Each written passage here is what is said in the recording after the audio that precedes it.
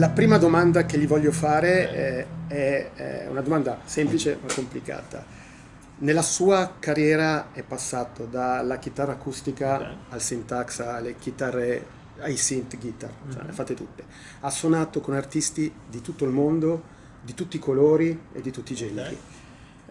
Quanto la nostra società dovrebbe imparare da questo, perché la sua musica è solo diventata molto ricca, con tutte queste contaminazioni.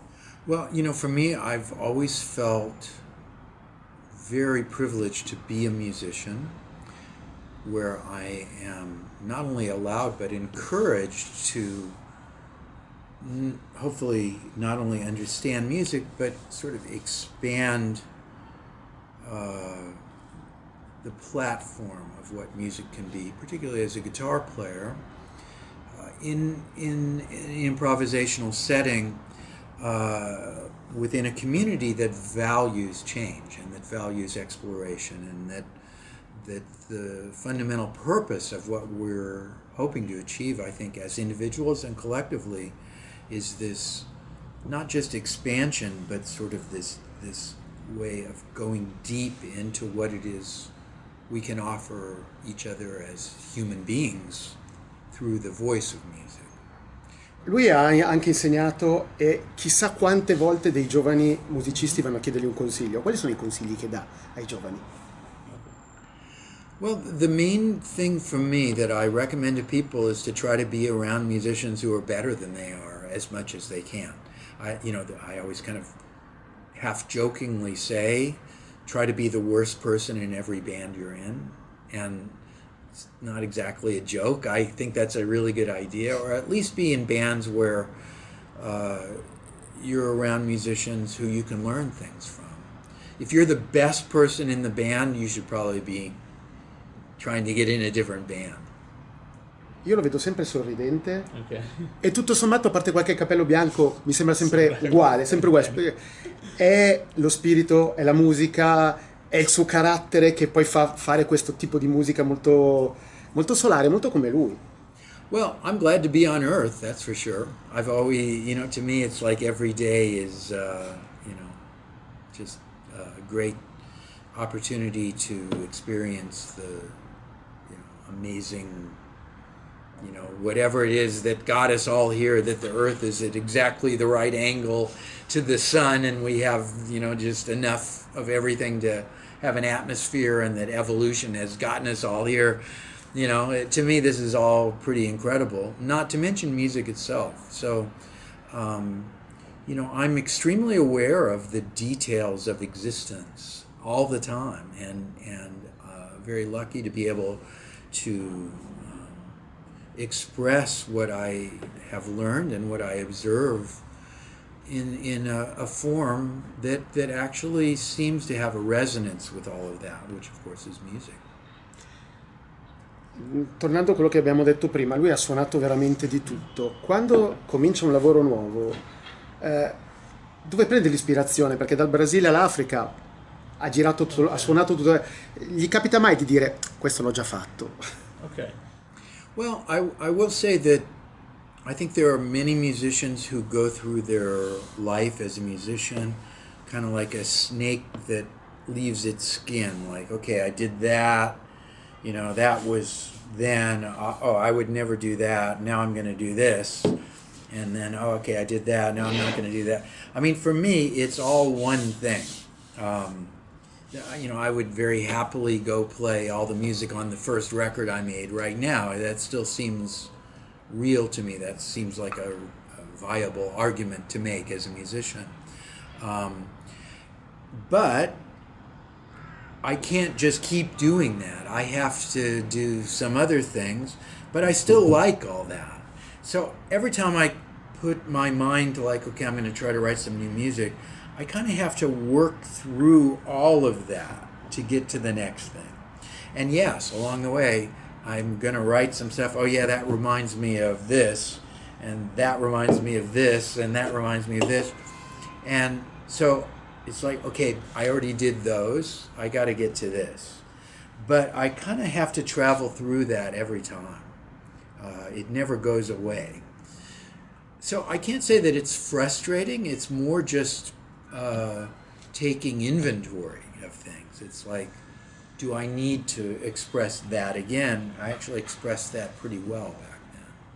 So it's an interesting process of and I will say that writing music is absolutely the hardest part of the whole deal for me.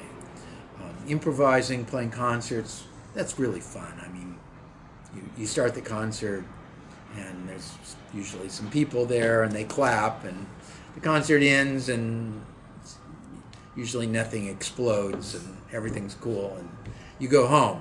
You know, that's a thing. Writing music, it's like much more about you to you, and that takes a lot of time for me. I have to put aside a lot of time to write music. Se posso trovare una definizione per parlare di una costante nella sua musica così diversa, è che tutti i suoi pezzi sono molto morbidi, rotondi. Cosa ne pensa? Cioè anche i ritmi, le cose, c'è sempre una rotondità nella sua musica. Okay.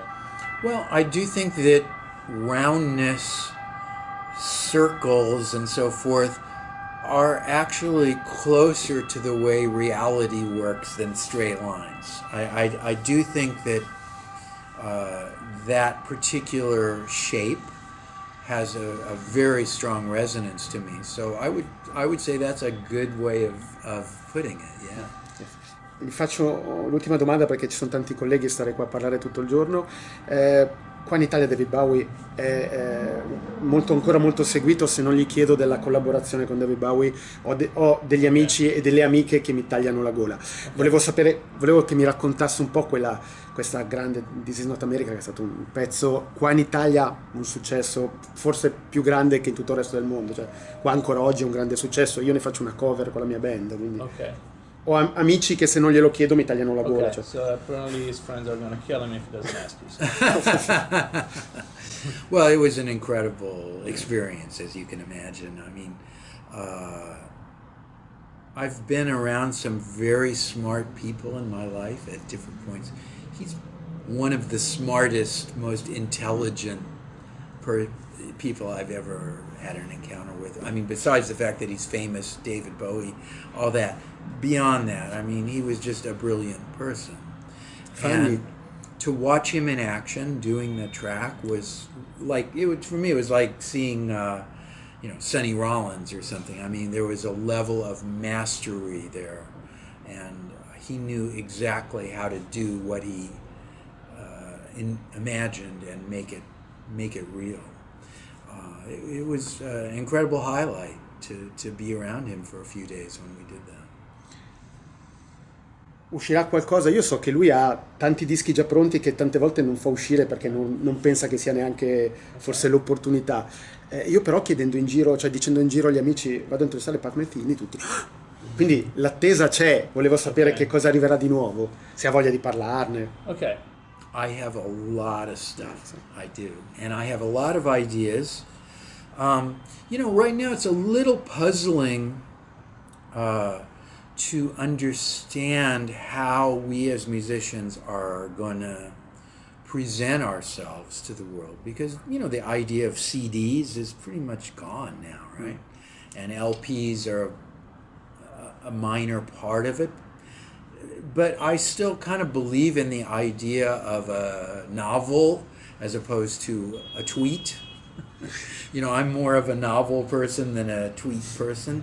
So my thing does take some time to unfold.